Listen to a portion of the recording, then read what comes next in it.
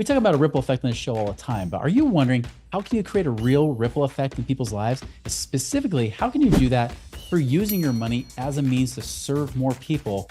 That's exactly what we brought Holly Plank on here today, so check it out.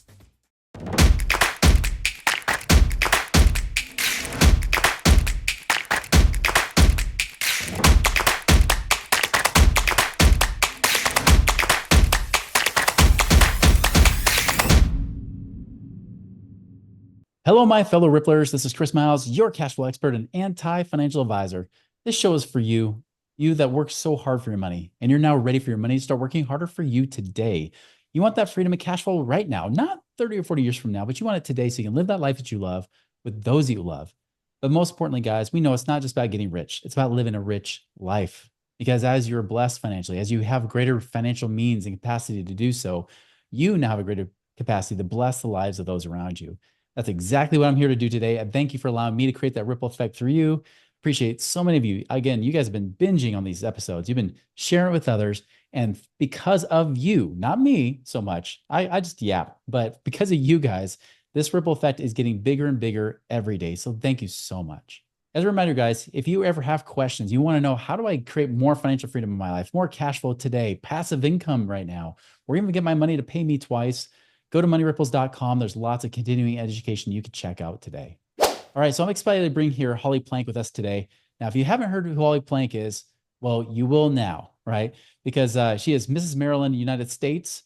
She's also very big in the healthy living lifestyle type of activist.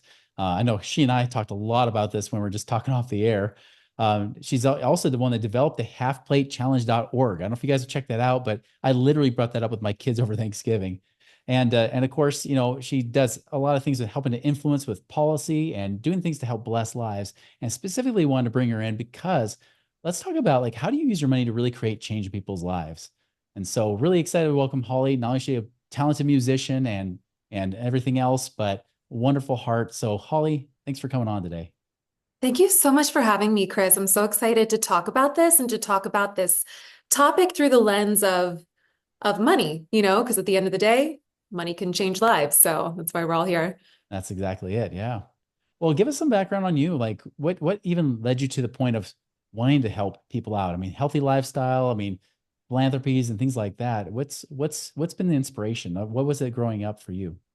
Yeah, well, it's funny because I think I noticed such a measurable shift when I went through my own health challenges. So as I was, getting a little bit older, getting into my 30s, I noticed some really uncomfortable symptoms and going to the doctors and trying to figure out what was wrong with me. I wasn't getting answers, and Hmm. it was almost like I had to be my own detective. And it turns out after years of trying to get care, found out that I had something called polycystic ovarian syndrome, PCOS. Mm. Millions of women have this, Yeah. and I can tell you it's not fun. It's not fun. So even though there are a lot of us, on the PCOS team, there aren't a lot of answers for us. Mhm. A, getting diagnosed is really difficult, and then B, getting treatment is also pretty difficult. There are not a lot of things available. It's So painful. yeah, yeah. So I went into this lifestyle approach, ended up changing my diet, ended up working out. I lost 20 pounds, and many of my symptoms disappeared entirely. So my Wow. whole life, I felt like I had experienced this tremendous change, and I wanted to share that with others. And at the end of the day, it's so easy, just eating healthier, removing the processed garbage from your plate, eating more fruits and vegetables, whole foods, whole real foods, from the planet, and moving your body. Do you get a lot of pushback and resistance from that? From trying to teach Oh that? yeah. Oh yeah. I am now the lady that tells people to eat their vegetables, of course. Yes, I get pushback. Yeah, well, and you talk about the half plate challenge. Explain that because I thought that was just an awesome concept that I've never ever vocalized, but it's actually I think it's a great practice. Yeah, thank you. So, first of all, if you're hearing this and you're thinking about what to do for your New Year's resolution, I encourage you to join the Half Plate Challenge. It's a very simple challenge. It doesn't require actually a radical change in the way you're living currently. It's about adding. So, the Half Plate Challenge is taking whatever you're eating at that meal and making sure that half of your plate is fresh fruits and vegetables. That's it. So, if you're eating a sandwich for lunch, you can continue to eat that sandwich, no change, just add a side salad. add some peaches, just kind of add to it. And that's the half plate challenge. By doing that, you're going to be improving your health. You're going to be feeling good. And you're going to be getting so many of those good, vitamins and minerals and antioxidants that are found in whole, real fruits and veggies. Yeah. Now I kind of teased you about like, do you ever see opposition? But I know what you experience there on the health side is very much what we see on the financial side because you get these people who are well intentioned, but they kind of talk to you about, it's like when people talk about the food pyramid and now knowing what I know, I want to do an eye roll because I'm like, the food pyramid's a bunch of crap, Yes.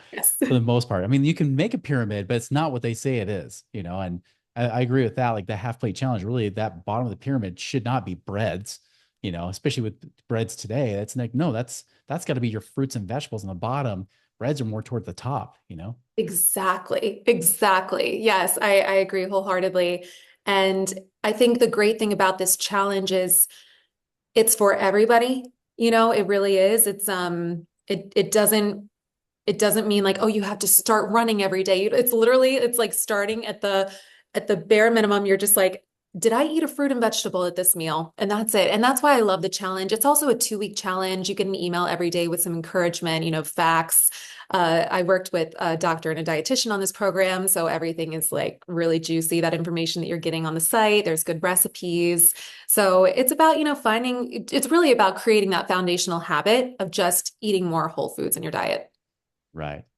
Yeah, so important. So definitely, I know we're planning to release this around the New Year's, guys. To be sure to check that out. We'll put that website in the show notes too. Now, I want to kind of go do a different topic here a little bit because I mean, obviously, anybody who's watching the video can kind of see you got your sash on, right? Yes. You're Mrs. Maryland, but you're not somebody who like was born and bred to do pageants necessarily. This is something you kind of did on a whim. Can you talk to us about that? I did. You know what? And this is kind of funny. It's going into the topic of finances, doing what you can, wanting to change the world.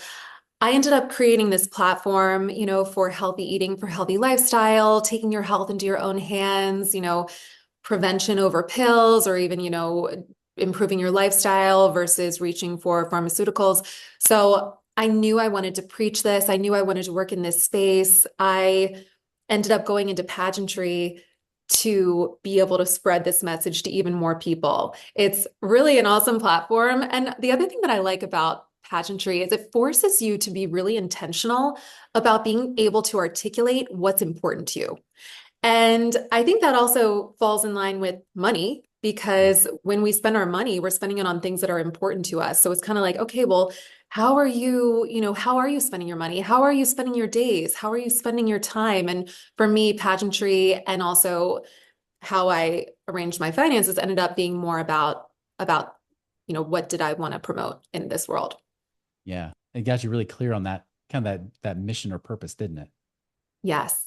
One thing I want to ask you too, I mean, along with those same lines, what kind of mental barriers did you have to overcome to do that? Because, like you said, I mean, getting clear on a message is hard enough, but it's not just that, is it? I mean, you got to prepare. I would personally, I mean, again, I'm not pageant material, right? But I would personally be like freaking out. I mean, even from the communication standpoint, for one, right? Not to mention all the things you have to remember, showmanship and everything else. I mean, that's not easy. Yeah, and like you said, I have not been doing this my whole life. I really just signed up on a whim. I'm Mhm. all about trying new things. I'm all about pushing yourself, be the best version of yourself you can be. And I had to do a lot of homework. I really did. I had to learn. I did media training. When you become Mrs. Maryland, you get media training. You Hmm. learn how to answer a question succinctly. You have to learn so many things, how to walk, how to dress, how to show up in the world. I honestly loved it. I feel like I grew so much from this. And some people think, oh, it's silly, it's pageantry, it's whatever. But I think everyone should have to do a pageant at least once in their life. The skills that you gain are so invaluable. And honestly, it inspired me to want to do even more. So now going Huh. into 2025, I was so inspired by a lot of the girls that I competed with and a lot of the girls that won the titles in the other states. They're running their own nonprofits. They're running their own, they're doing so much. So I did a deep dive too to figure out how I can continue to grow my platform. And I put together a list of things for your followers of things that I've learned in kind of taking something that you're passionate about and figuring out how do you use money. Once you get gotten to a certain point where you can use your money in a way to fuel change, how do you do that? How do you do that successfully? And how do you navigate those waters? Because there are a lot of different roads you can go down. If you've been following this podcast, you're probably looking for great ways to create passive income right now, right?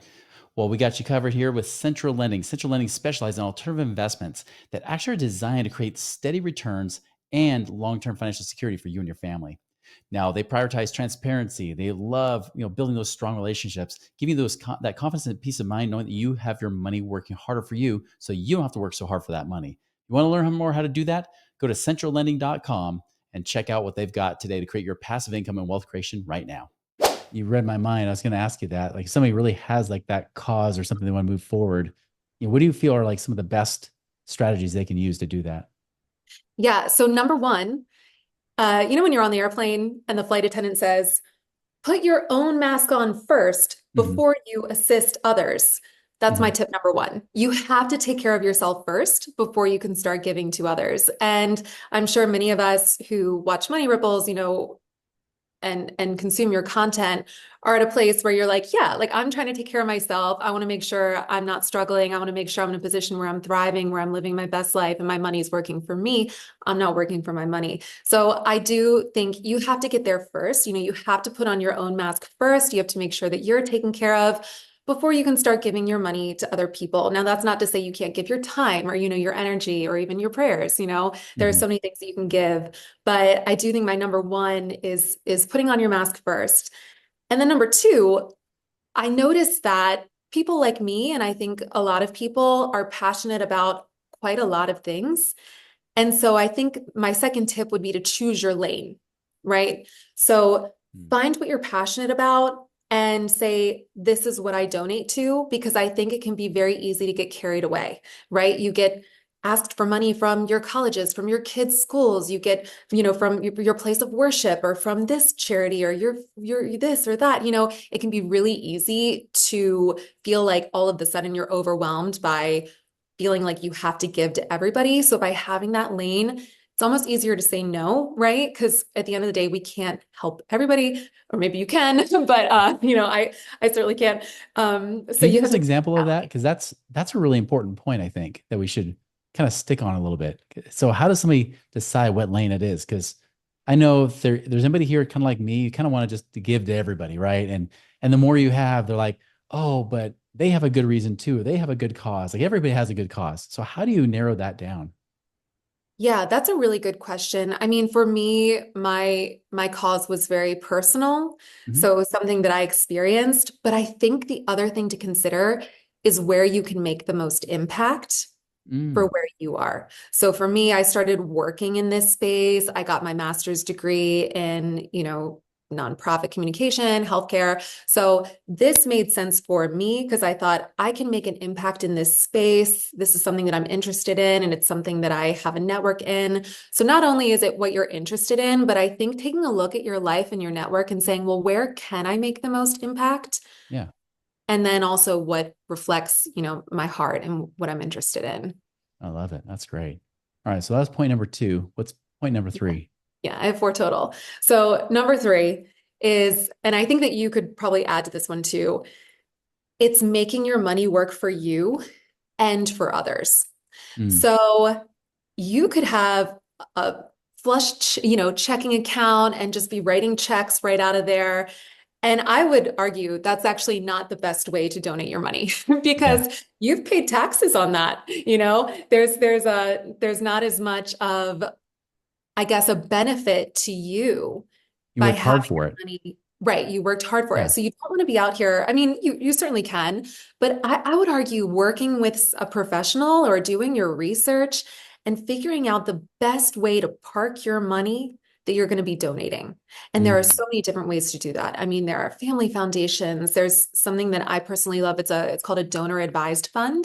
Mm. You can actually put your money in the stock market, and there's no limits to how much you can give each year. And there's also no maximums that you have to reach. So, as you get in here, or, if you have a foundation, you have to donate a certain amount each year. Mhm. With a donor advised fund, you don't. So you can really be more particular about when and how you're donating every year. And there are so many ways I think that you can figure out how to give your money. that it also supports you from just a straight strategic perspective. So I think it's important to take a look at all those lanes. I don't know if you want to add to that at all. No, that's a great point because you see a lot of big organizations, even religions and certain corporations too that will have a nonprofit that they're actively managing the money inside of that before they even donate it, right? Right. Or even if it might be with the donated funds too from time to time.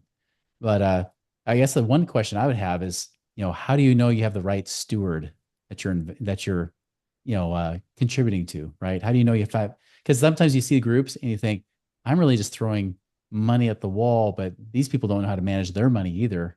How do you find the right people that they can manage it well? I love that. And you know what's funny? That's actually my point number four. Oh, is it? That is my point number four. So my point number four is it doesn't matter how much you give, but it matters how you give, right? Mhm. So I noticed from personal experience that if you just write a check to an organization and you're like, oh, this is a great organization, I'm going to write them a check. You don't know how they're spending your money, right? Right. So you could love an organization, but you just don't know until you really look behind the curtain how they're spending money, what they're spending money on, and if it's something that you're even, supporting, because a Hmm. lot of nonprofits do a lot of different work, right? And so you could just be supporting the day to day, or you could be supporting a specific project. So I recommend when you're about to give money, communicate, right? So you could easily go online, not talk to anyone and just donate and call it a day and close your laptop and be like, I did it. Yeah. But I think it makes more sense to start a relationship with a charity or the organization that you want to donate to. Call them and say, what projects are you working on? How can I help you? Or you call them and you say, this is my budget and this is what's important to me. Is there any work that you're doing where I could be of service, right? Where I could help fuel that mission? And then you can go to sleep knowing I gave money to this organization and they're going to use it for this specific reason. And I feel really good about that. Yeah. So that's kind of was a huge lesson that I learned throughout this whole process of just starting my own donor advised fund and using funds for change and figuring out where that money really goes. And at the end of the day, I think it's about making the biggest impact with your money. And so for me, I want to make a huge impact. So I want to know where exactly my money is going and how it's being used.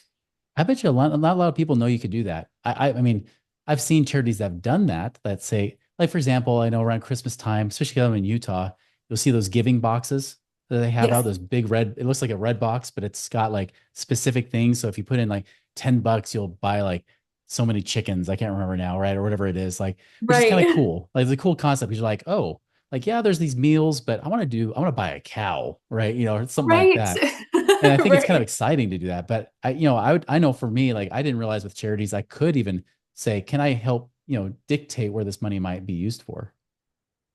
Yeah, yeah, and it's fun because also it helps you be a part of it Yeah. without having to reinvent the wheel. I think another thing that I Mm, went through that I don't know if your followers might also relate to is when I first got into this, I was like, okay, I guess I have to create my own nonprofit, or I guess I have to create, my own thing or do this or that. You really don't. You can get involved and you can make a huge impact without making this your full-time job. Because at the end of the day, many of us, we just can't do that. Our circumstances yeah. don't allow us. And also, there are so many organizations that are already doing incredible work. So why not fuel that fire in a way that's strategic and intentional and meaningful to you? Then, the alternative would just try to reinvent the wheel yourself. Yeah. I don't know if you ever seen the movie The Ultimate Gift. I have Um, not. had Brian Dennehy in it, James Garner. It's from about nearly 20 years ago now, but kind of a cool one. I recommend anybody who's watching this right now would watch that movie because that's one we watch with our family and our kids love it too. Not the best movie. It's not like Oscar award winning, but it's very emotional. Has a Abigail Breslin when she was a little girl in it too. But anyways, like they talk about, he's kind of saying like, well, what would I do with this money? And it's like, oh, well, I don't know about my dream, but I know about other people have dreams, and maybe I can help make their dreams come true as well, right? That kind of I thing. love that. I love that. Yeah, I'm gonna add that to my to watch list. Yeah, that's a good one for sure. Well, let me ask you this question because we asked everybody on money ripples, and this is really kind of leading to this, but we talk about money ripples, like the ripple effect you leave on this planet, right? Like who are you here to create a ripple effect in people's lives? So for you, Holly, what do you feel is your ripple effect on this earth? That's a great question. You know, one thing that I'm working on right now is creating change that's lasting. Mhm. So not only am I using my voice and my time and my energy to make people healthier, I believe that we're all better collectively when we show up as our best selves, as our healthiest selves, when we feel good, when we're nourished. And one area where I've been really looking to make a bang is in research. So not Mm. only do I want to make a bang with who I am and my time here, but we were talking about specifically donating, but I've been donating to women's health research initiatives. And so kind of where I'm at right now is I'd like to make a ripple effect in lifestyle medicine. And I think a lot of that comes from research, which lasts, a much longer time than I Yeah. will. These studies are gonna go on for much longer than I'll be able to speak about these things. So that's kind of where I've been looking to make the biggest ripple in people's lives is just this ripple of health and wellness and this community of people that just feel good, and then we can keep reaching more and more people in that way.